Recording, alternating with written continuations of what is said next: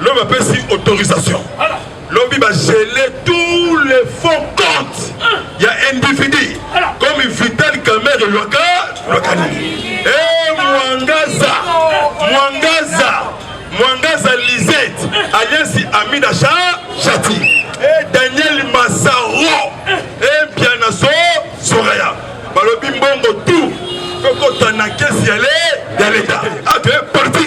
Voilà mon secrétaire général. De bon, trahison et division. Il ne fait viva. Dans la Bible, l'issou. Le colonel à lui, l'issou. Tout bon, Ibi. Et quand il y a mouvement signalé. Nakati au plateau de fils. Au plateau de fils. Rukunda Makanik et Samatama. Bazana au plateau de fils. Mais ça, on va créer terreur. Soutenir na RIS. Parce que lobby, tant qu'on a un effort à Souka, bon, que Makame commis, pour installer la base américaine dans tous les territoires. Il y a une République démocratique du Congo. Par la coopération bilatérale stratégique. Est-ce que vous comprenez? Donc, il y a coopération bilatérale stratégique. Balamoko, Balabisco, une opération, dans l'ensemble des pays, il y a l'Union africaine. Une paix vivra. Président a dépêché l'Obina Lubumbashi. Plusieurs, les officiers généraux, et la commune Lubumbashi. Parce qu'il y a Katakatanga, il va créer double le 31 mars. Nakati ya Lubumbashi. Complicité na DGM. Pourquoi? Naganga o naganga te. Na be bono lo bate. Mwana mama mambo maso. Ba tulampa kapiba monate. Nakati ya Lubumbashi, il y a un complot contre Fati, contre Capital ya Couvre, contre Inde Chikolobwe. On va bien Ira. Pour votre information, il est perspicace. Moïse Katoum, bientôt aux arrêts. Katoum. Pourquoi Katoum aux arrêts? Israël en colère contre Katoum et Jean-Pierre Bemba. C'est un dossier criminel. Parce que Moïse Katoum, Malobi vendeur clandestin, il y a Iranium, il y a Chico. Malobi collaborer avec ancien président Hippolyte Kanam et Bakazé. Donc, en tout cas, vas-y. Bolobi, vendeur clandestin. Donc il y a Robatama, il y a Iranium. Bolobi, Iranium, il y a Congo, c'est la guerre forte. Attaque Iranium na Iran, na Corée du Nord, attaque na Pakistan, attaque na Russie, na Syrie. C'est la guerre forte. C'est que Yoka, Israël. Bolobi, Moïse Katoum, avant de collaborer na ancien président politiquement technique pour le commissaire iranien. Nous avons exigé le gouvernement à Samal-Konde, Kenge, tout le pays. Pour votre information, les lots, 6 vendredi, samedi, mise en place. Il y a un gouvernement guerrier qui tombe la nation congolaise. Nous continuons deuxième audience, lobby. À la délégation, il y a un investisseur tunisien, ministre des Affaires étrangères tunisien. Après si président Fachi message, il y a président tunisien, comme on a Kassai Saïd. Après ces lettres, on a invité mon candidat Mboka dans 18e francophonie.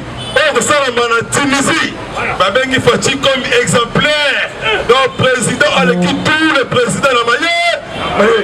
L'objet me conduit à Mboka annoncé une festival. Arrestation bientôt à blanc. Avant l'accord Tango. Tribunal de grande instance. Lobby. Tribunal de grande instance Gombe, Kinshasa. L'homme appelle si autorisation. Lobby va geler tous les fonds comptes. Il y a un individu comme Vital Kamer et Lokani. Et Mwangaza Lisette, alias Amina Chati. Et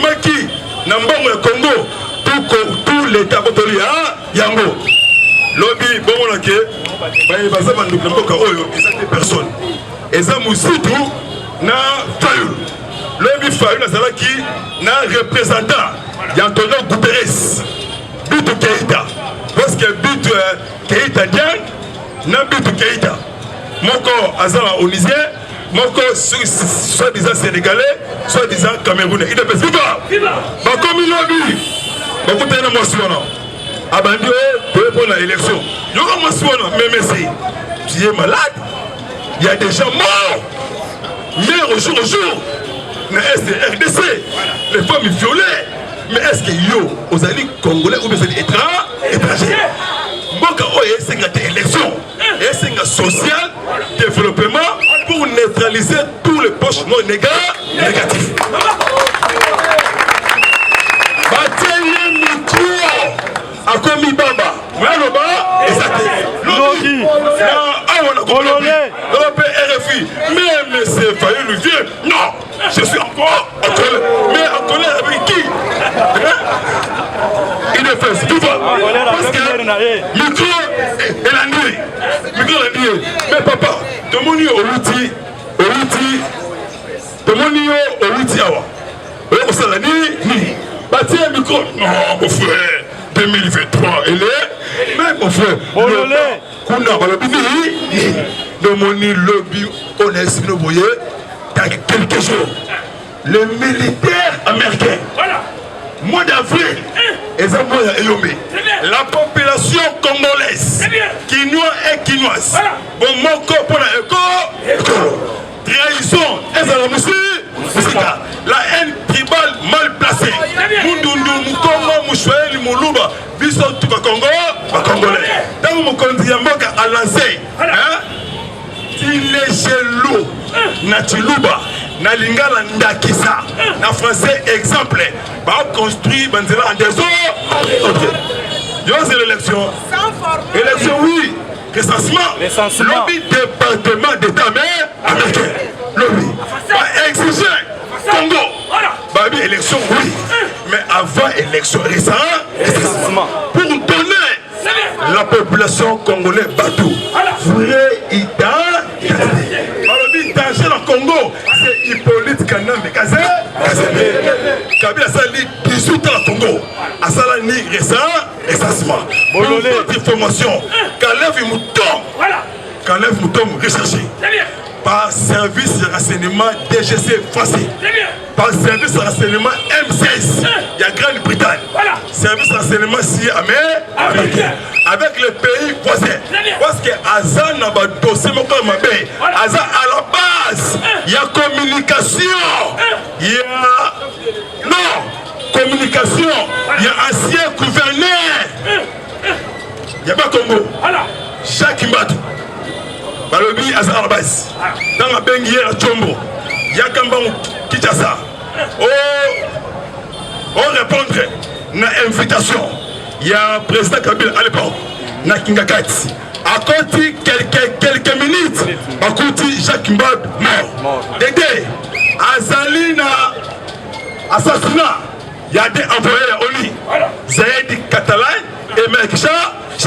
Balobi massacre la population civile. Il y a Kassai. Bachir à l'époque, na Kalev Mouton. Ce qu'on lobby dans Angola, il ne pas.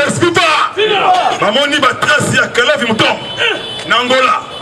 Bamoni Batras, il y a Kalev Mouton. Dans Pointe-Nord. Il y a une complicité. Il faut chef de l'État. À l'Angola, tous les services. Il y a sécurité à la frontière. Deuxième, il y a complicité avec les essais kabilistes. Bon, on est aux alliés. Pour ça, on a un budget à 300 milliards. Dollars américains. Papa et Tchène, maman, Alobakini. Nakotonga mboka oyo. Naba poche naba.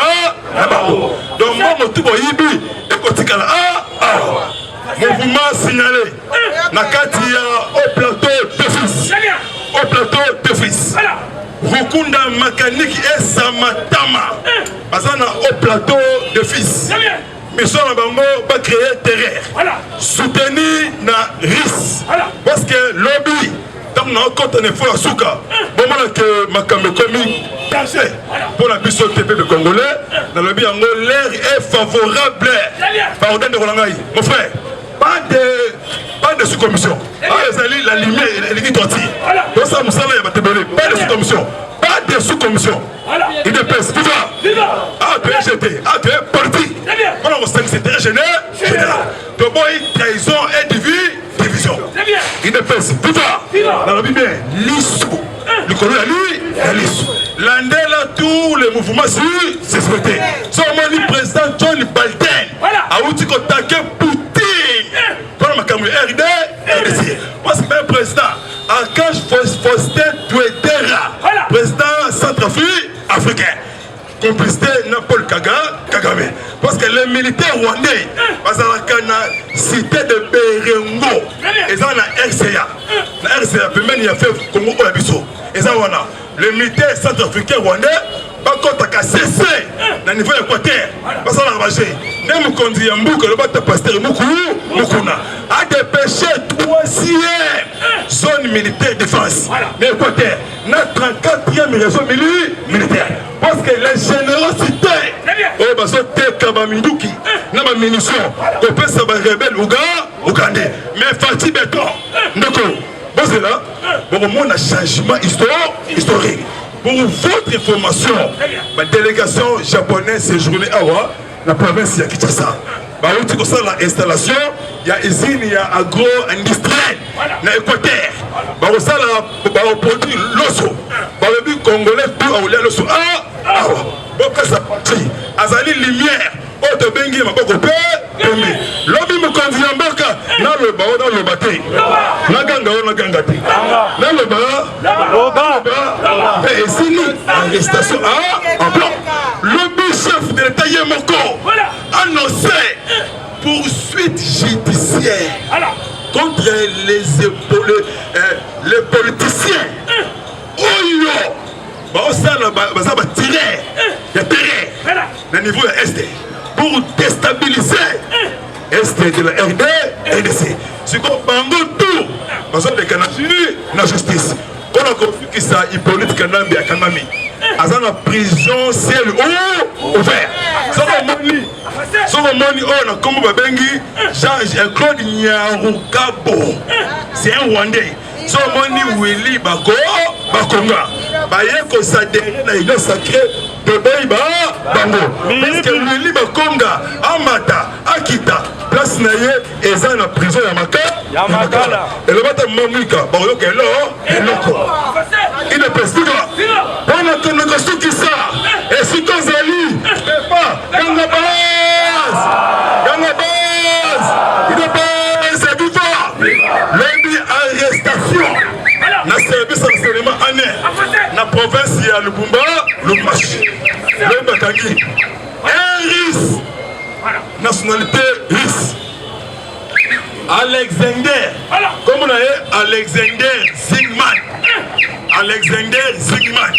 azali Vander Yaminduki na bamini mission Bakangi lobby pourquoi Aouti Kashamata na ferme ya Hippolyte Kanambi na bakase Kaseberem abimi wana papa na yebi yo Fatih Béton aza na service moko ya renseignement yo mutu téléphone ozui to pesa plat na yebi yo place na yo omukamata omuba bakangi costume ya 2 demi chemise ya pembe lobby batie loketo zoka nde copie ya Kabila ba arme euta Corée du Nord euta Russie et contre Tanzanie contre la Tanganyika parce que mais oui hein il dépose viva et où ta Corée du Nord et où ta Russie et contre Kalemi Tanganyika et pas ya Zoé Hippolyte Sebakaze pour va créer guerre na armée congolaise donc mon effort d'essai à zone neutraliser tous les poches noires négatifs. Fais sa confiance dans Mokonzi Mboka, fais sa confiance dans Badoutou vraiment. Merci vraiment tous ceux qui n'ont communiqué. Tous ça dans EBMB. Tous ça dans EBMB. ndeko azali combattant akufi et bien bima vendredi lobby trobanda cotisation yela biso o mona nango to sunga pe batu o bakufi le corona oye bien combattant ya terrain oye bien Jean-Marc donc et bien bima vendredi bo sunga biso à partir à lobby ngamo pe na tambour baba batu nanga ils vont F infra c'est ça to pesa bango merci vraiment bon moko vraiment bon lingo pour les écoles bon kate yoka bon pesa toujours confiance na chef de l'État. Eshima, votre magazine qui bat au rythme de l'actualité. Une réponse à vos besoins en information, un éclairage dans divers domaines. Impartial, documenté, instructif. Eshima au cœur de l'info. Retrouvez la nouvelle édition. Exclusivité. Eustache Mouandi, ministre d'État, ministre des Ressources hydrauliques, relève le défi de la libéralisation du secteur de l'électricité. Des actions concrètes. Cap sur la libéralisation de l'électricité. Installation des mandataires ARE et ANSER. Fonds Mwinda qui permettra de fournir de l'énergie électrique propre à 15 millions des Congolais. Signature contrat B-Box. Plusieurs protocoles d'accord signés dans le cadre de la mise en application de la loi sur l'électricité. Les avancées enregistrées dans les secteurs des ressources hydrauliques et électricité grâce à la vision du ministre d'État Eustache Mouandi représentent un acquis indispensable qui balise le chemin vers l'effectivité de l'amélioration du taux de desserte en eau potable et en électricité. Focus. Payer l'impôt est un devoir civique. Le directeur général de la DGI, Barnabé Mwakadi, sensibilise les assujettis. Dossier Eshima, les épidémies les plus dévastatrices de l'histoire. Nation, le ministre d'État Ribens Mikindo met en valeur les blocs pétroliers et gaziers de la RDC afin de transformer les potentialités en hydrocarbures en véritable richesse. Élection 2023, le compte à rebours de la Senco. À lire également les portraits de Kelly Kounté, journaliste chevronné. Économie, budget 2021, moins ambitieux, plus réaliste. Culture, les tabous de l'inceste. Retrouvez l'intégralité du magazine Eshima dans les kiosques. Eshima Magazine, un nouveau standard d'information.